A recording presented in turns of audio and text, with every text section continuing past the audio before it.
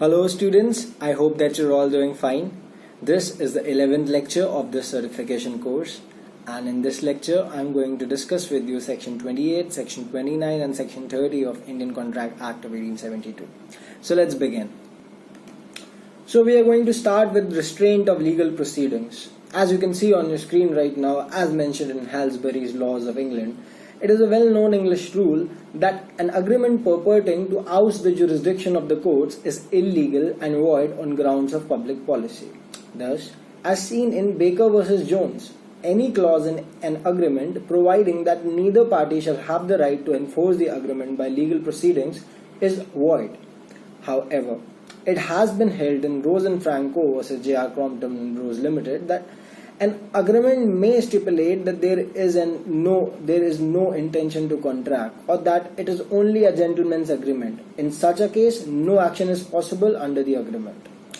So section 28 of the Indian Contract Act renders void two kinds of agreement, namely an agreement by which a party is restricted absolutely from enforcing his legal rights arising under a contract by the usual legal proceedings in the ordinary tribunals, and number two, an agreement which limits the time within which the contract rights may be enforced.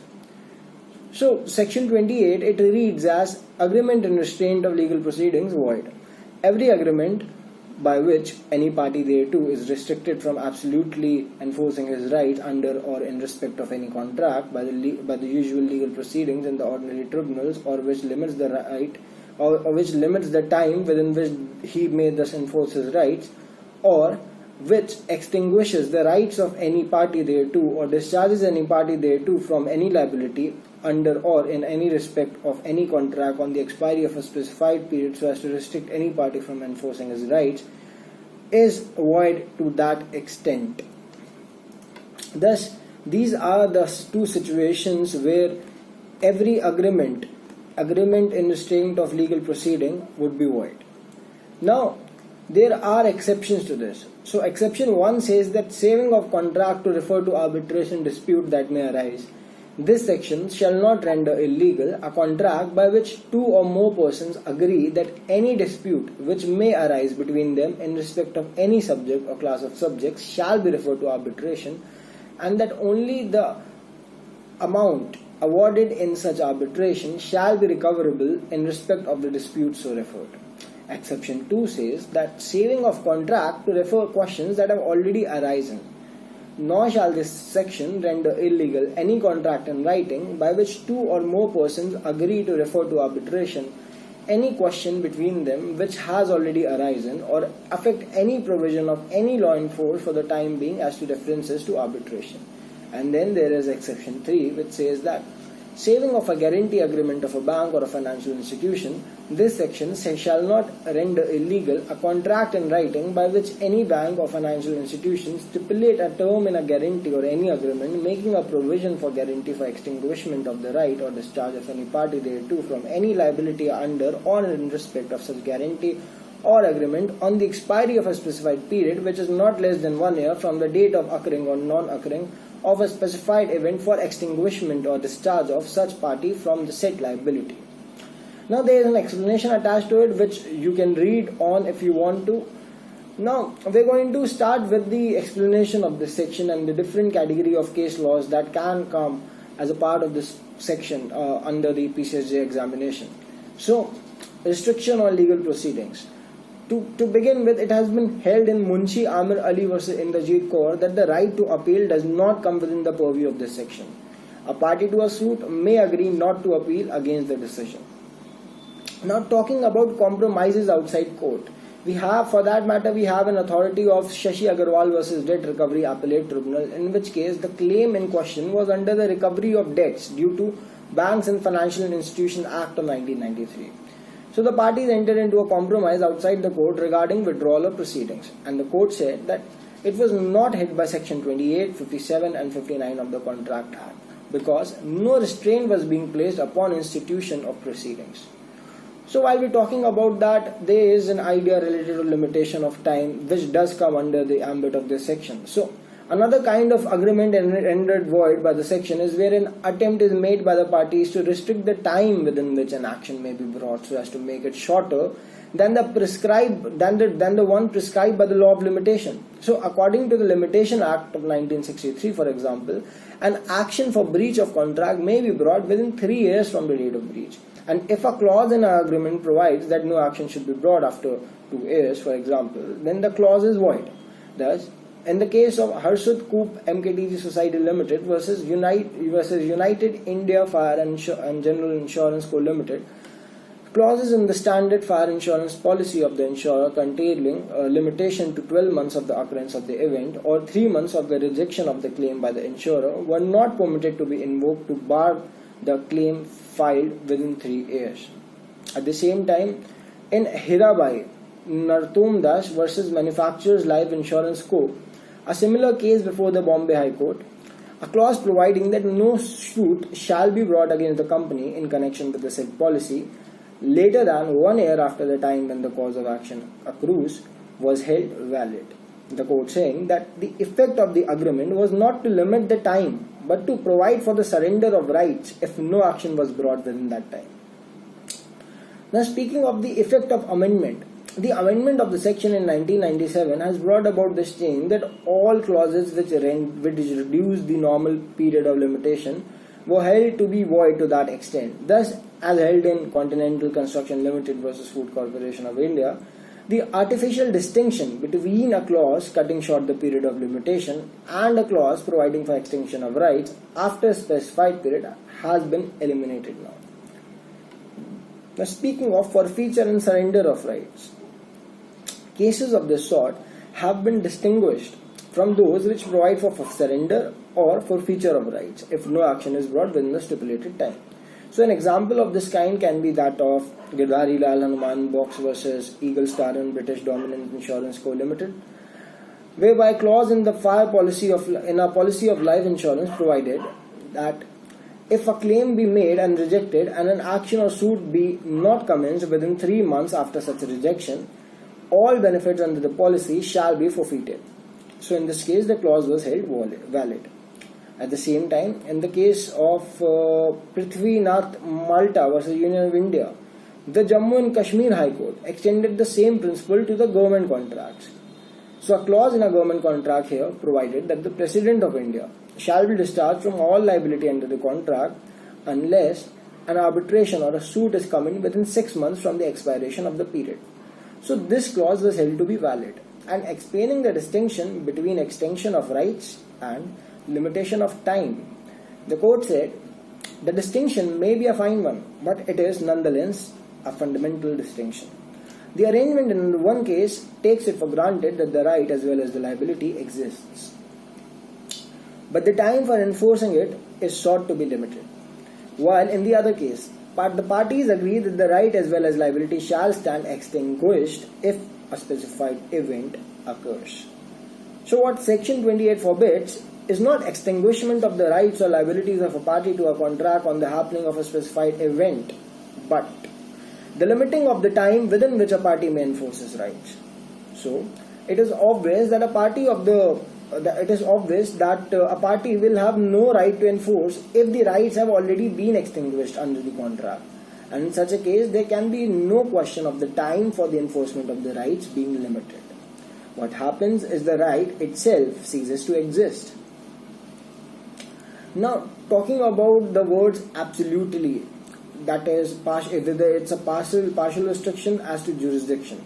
So, to clarify this matter, we have the authority of Emmons International Limited versus Metal Distributors, in which case Section 28 was held. It was held that Section 28 will come into play when the restriction imposed upon the right to sue is absolute, in the sense that the parties are wholly precluded from pursuing their legal remedies in the ordinary tribunals. A partial restriction will be valid. Another illustration of partial restriction is the decision of the Calcutta High Court in the case of Continental Drug and Co. Limited versus Chemoids and Industries Limited, whereby the contract in question fell under the concurrent jurisdiction of both the Bombay and Alipur courts, but the contract provided that any dispute arising between the parties, settlement of the same, legally or otherwise, will be decided in Bombay. So here, holding the clause to be valid and binding, Justice Lahiri said, if there are two courts which are equally competent to try the suit, an agreement between the parties that the suit should be instituted in one of those two courts cannot be said to be an absolute restriction on the right of taking legal proceedings. It has been established by a long line of judicial decisions that such an agreement does not contravene the provisions of Section 28 if the chosen court has jurisdiction to try the suit under ordinary law. Further, in the case of EID Parry Limited versus Savani Transport, it has been held that generally three jurisdictions are available. That is, number one, the place of the making of a contract, then that of its performance, and then the defendant's place of business or residence. So, if out of these three jurisdictions, at least one is left open, competent under the Civil Procedure Code, of course, then it will not offend Section 28, provided that the jurisdiction which is left open is a convenient one, that is, available at reasonable expense and not inaccessible.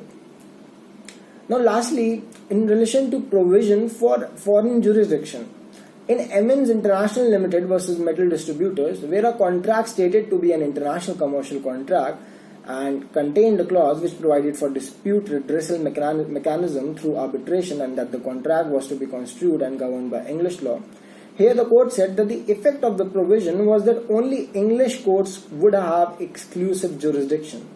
The Indian party was thus deprived of its right to proceed before courts in India.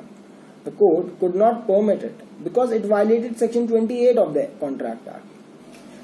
Now that we have looked at the contents of the section, it's time that we looked at the exceptions to the same.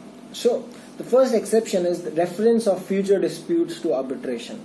In that, it has been held in Gendalal versus Rameshwar Das that the section does not render void a contract by which two or more persons agree that any dispute which may arise between them shall be referred to arbitration, and that only the amount awarded in the arbitration shall be recoverable.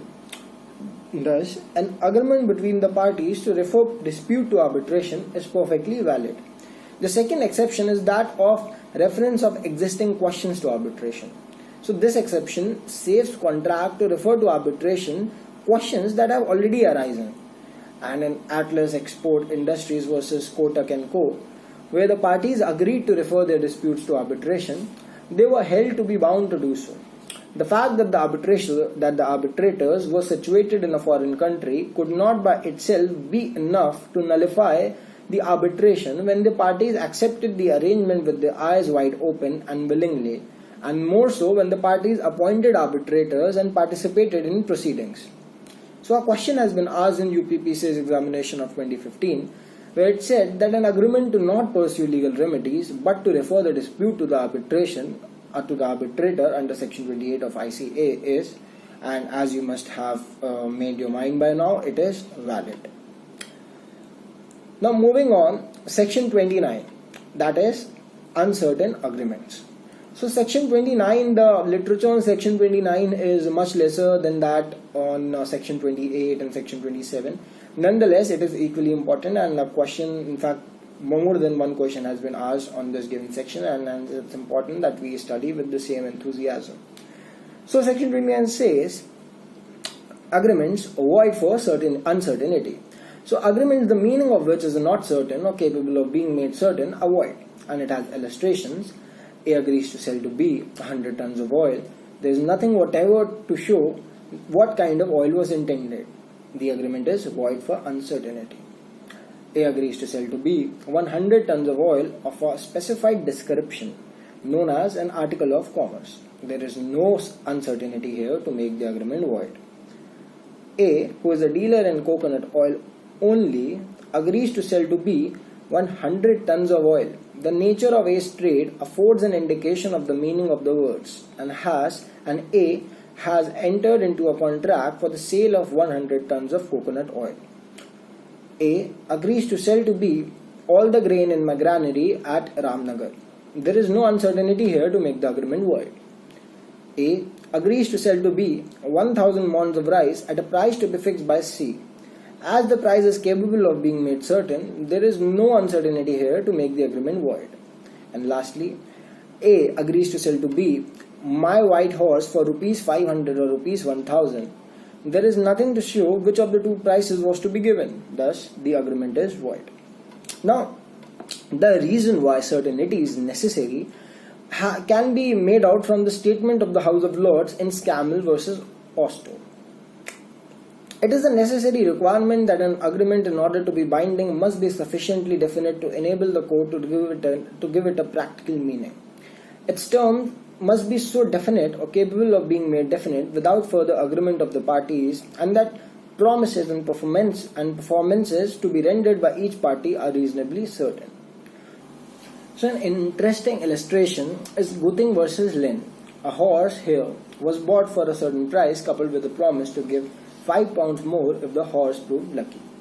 The agreement was obviously held to be void for uncertainty because the court has no machinery to determine what luck, bad or good, the horse had brought to the buyer. Now, on the agreement to agree or negotiate, as held in Puneet Beriwala versus Shova Sanyal, an agreement to agree in the future is void, for there is no certainty whether the parties will be able to agree. Further, it has been held in the case of Van Hetsfeldt versus Wildenberg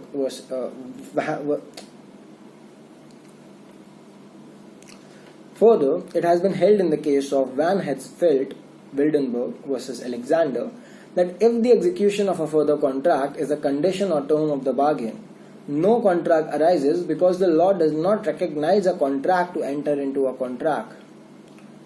Now, on the idea of undefined property, we see the case of P. Paneera Selvan versus A. Baylis, where the land promised to be sold was to be out of the land still to be acquired or out of the existing property up to the value of 1 lakh rupees.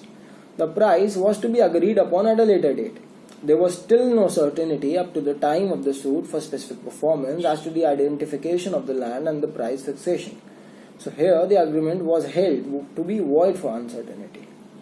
Further, in the context of preliminary negotiations taking definite shape, where on the other hand the preliminary negotiations have crystallized into a definite shape, the parties can be compelled to contract on those terms, and this is borne out by the judgment of the House of Lords in Hillas & Co Limited versus Arcos Limited.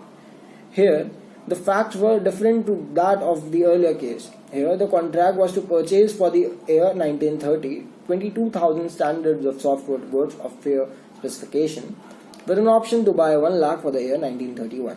When the option for 1931 was sought to be exercised, the seller said that this part of the agreement was not enforceable because it did not specify any particulars. The agreement was, however, allowed to be enforced. The dealing for the previous year indicated the intention to have a similar dealing and also made it necessary for the particulars to be repeated. Further, on the idea of partial uncertainty capable of being made certain. So where only a part or a clause of the contract is uncertain, but the rest is capable of bearing a reasonably certain meaning, the contract then will be regarded as binding. And this can be seen in the case of Nicoline Limited versus Siemens, wherein a contract to sell 3,000 tons of steel reinforcing bars, the buyer accepted, but subject to the usual conditions of acceptance only. So there being no evidence of any such usual conditions, the buyer was held to be bound by the rest of the contract.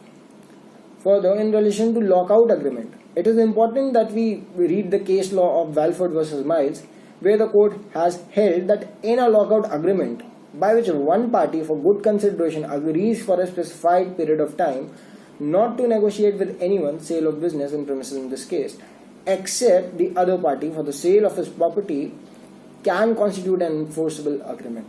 Such an agreement enables the would-be buyer to purchase for a price an exclusive right of negotiations for finalizing the deal. Now students, however, an agreement to negotiate in good faith for an unspecified period is not enforceable, and nor can a term to that effect be implied in a lockout agreement. So the key word here is unspecified period. Because since the vendor is not obliged under such an agreement to conclude a contract with the purchaser, how can it be enforceable?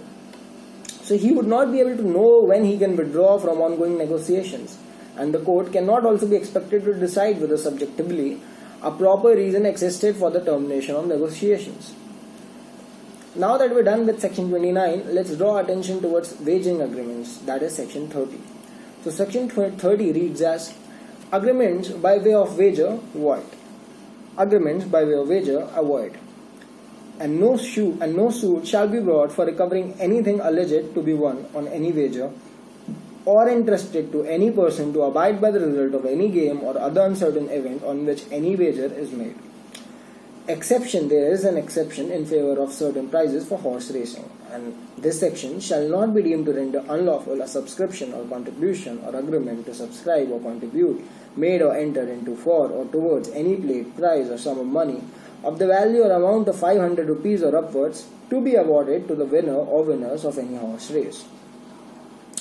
Further, section 294A of the Indian Penal Code is not affected by this section.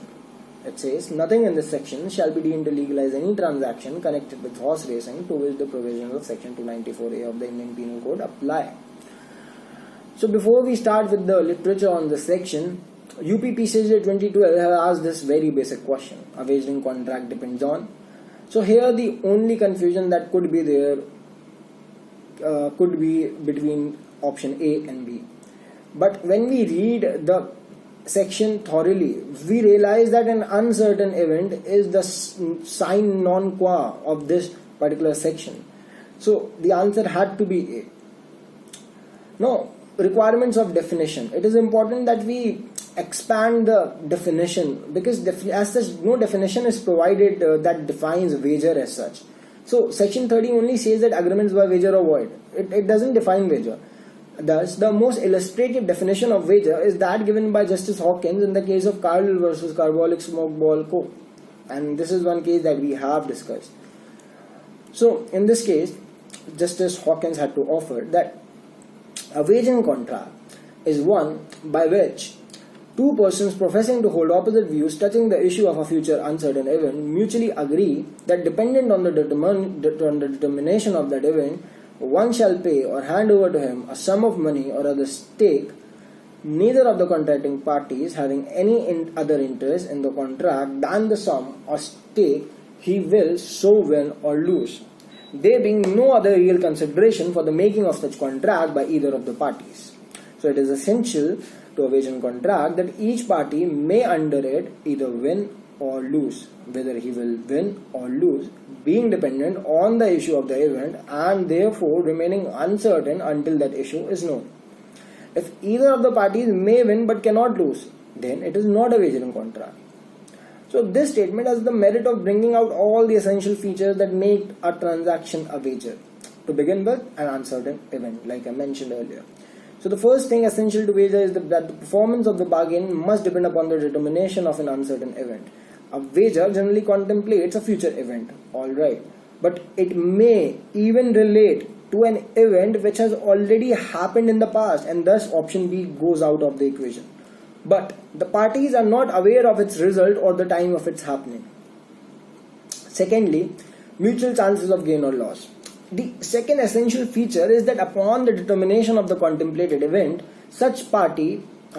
each party should stand to win or lose. That is, if there are no such mutual chances of gain or loss, there is no wager.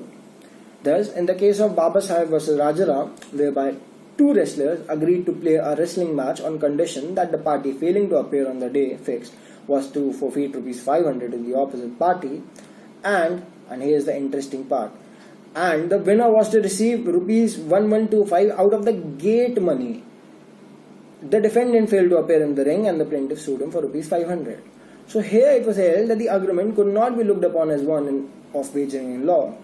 And the reason for that was because it is of the essence of wager that each side should stand to win or lose according to the result of the uncertain event. And in the present case, neither side stood to lose according to the result of the wrestling match. The stakes did not come out of the pockets of the parties, but had to be paid from the gate money provided by the public. So the prize would not have been recoverable if it was to be subscribed by the competitors themselves. The third point, students, is that neither party should have control over the event. As held in Daya Bhai Tribhuvandas versus Lakshmi Chand, neither party should have control over the happening of the event one way or the other. If one of the parties has the event in his own hands, then the transaction lacks an essential ingredient of a wager.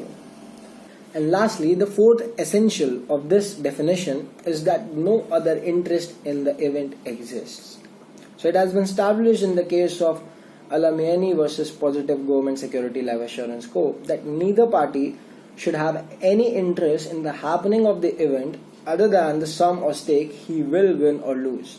So this is what marks the difference between a wagering agreement and a contract of insurance. That is, every contract of insurance requires for its validity the existence of insurable interest.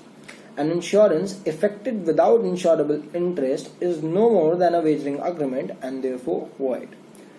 So on the idea of insurable interest, it has been elucidated by Justice Blackburn in the case of Wilson versus Jones that it means the risk of loss to which the assured is likely to be exposed by the happening of the event assured against.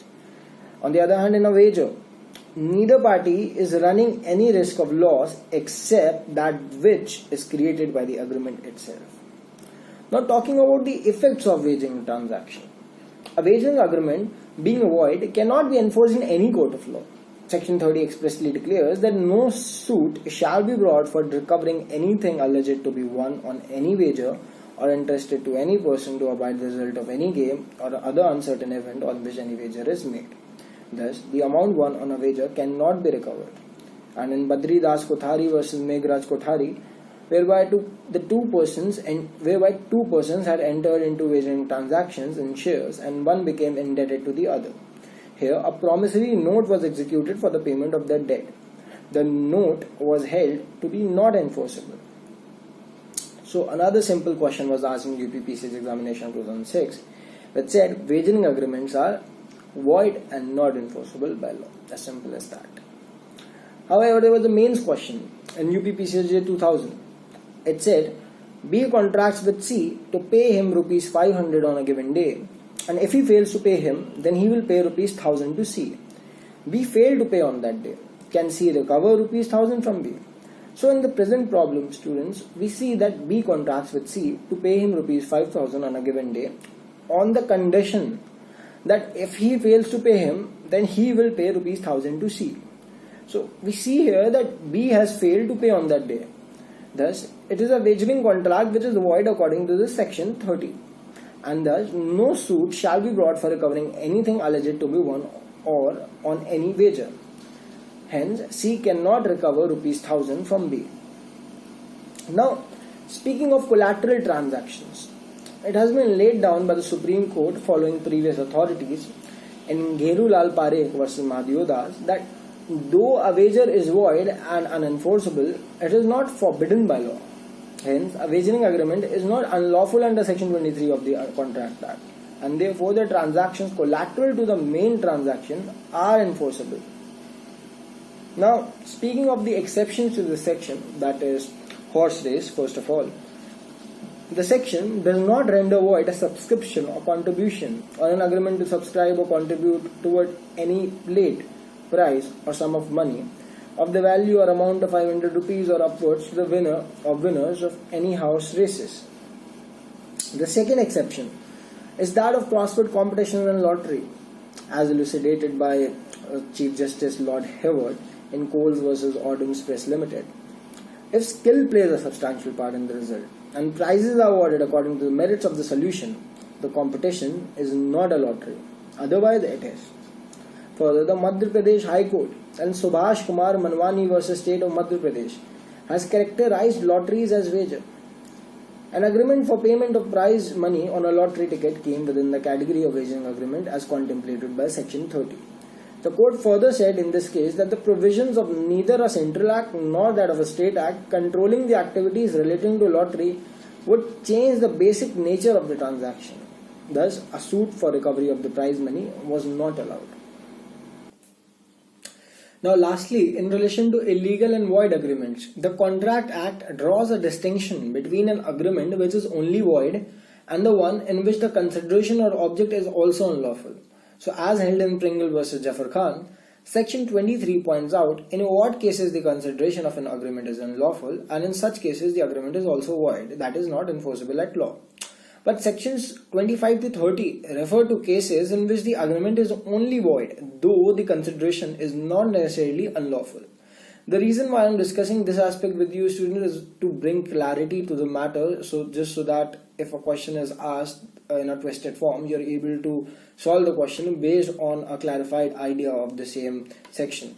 So an illegal agreement is one which is actually forbidden by the law, but a void agreement may not be forbidden.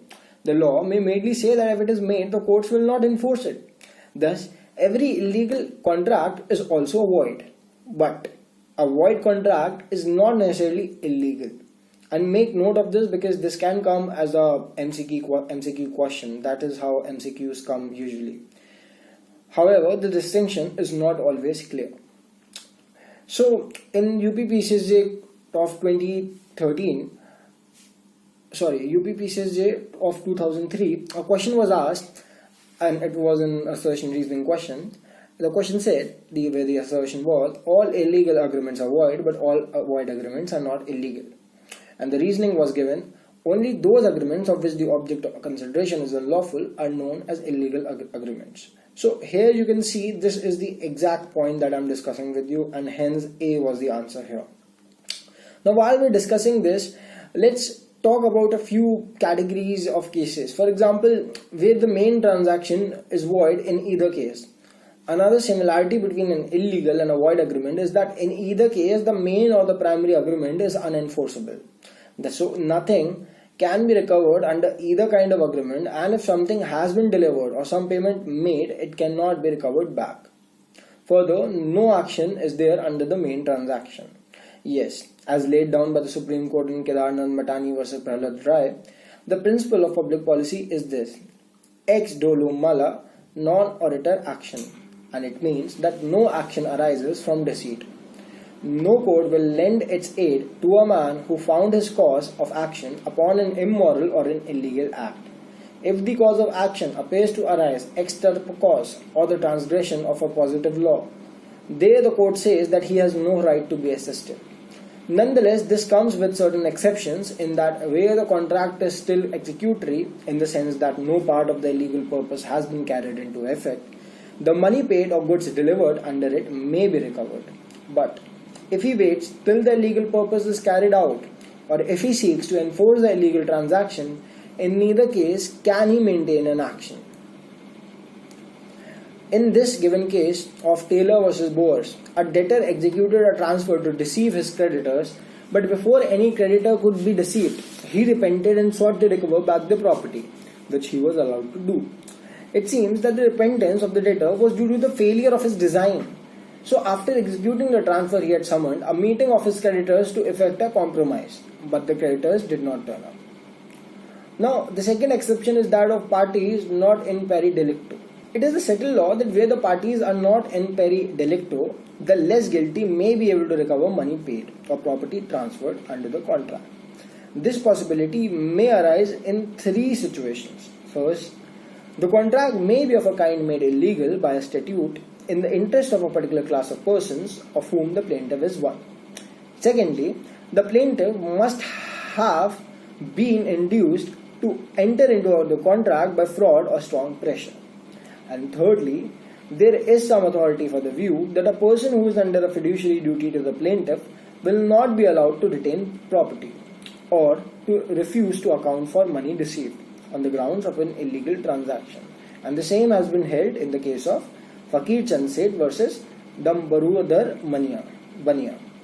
Further, speaking of cause of action under void contract, as held in Govardhan Das Daga versus Field Mining and Ispat Limited, that a party to a void contract is entitled to file a suit for its enforcement and in the alternative to pray for a refund of money paid under the contract. It cannot be said that the plaintiff under such a contract does not disclose a cause of action or that it should be rejected or not entertained. The court has to decide to what extent and for what reason the contract is void. There can be a decision on voidness or illegality only after taking the suit on record. The third exception is that of where recovery possible without relying on illegal contract. So it has been held in the case of BOI Finance Limited versus Custodian that transactions arising out of an agreement to do an illegal act, if they are such that when taken separately from the illegal act, they would be valid, they would then remain valid and enforceable notwithstanding the illegality of the agreement. And lastly, the fourth exception is that of collateral transactions. In relation to collateral transactions, what we mean is that, as held in CHT Limited versus Wald, that the only material difference between an illegal and void agreement relates to the effect upon the collateral transactions. A collateral transaction means a transaction subsidiary to the main transaction. For example, where money is given to a person to enable him to pay a wagering debt. The wager here is the main transaction and the loan is the subsidiary to it. So if the main transaction is illegal, for example smuggling, a collateral transaction like money given to enable a person to smuggle will also be tainted with the same illegality and the money will be irrecoverable. But if the main transaction is only void, then its collateral transaction will remain enforceable. And the last exception as it stands is that of severance. So when an agreement is only partly illegal, the court will enforce the part which is not illegal, provided that it is severable from the rest of the agreement. So in Ghulam Ahmad versus Muhammad Iqbal, where a partnership was created in a truck along with a route permit which amounted to a part sale of both, the court held that the whole of the agreement was vitiated, although it was only the sale of permit which was illegal, but that was not severable from the rest of the agreement. So students, that sums up lecture 11 of the certification course, and with this lecture I have finished the idea that legality of object is. Please go through all the case laws that I have discussed under this given chapter. This chapter is important. You can expect a question from this chapter. Thank you. Till we see each other again.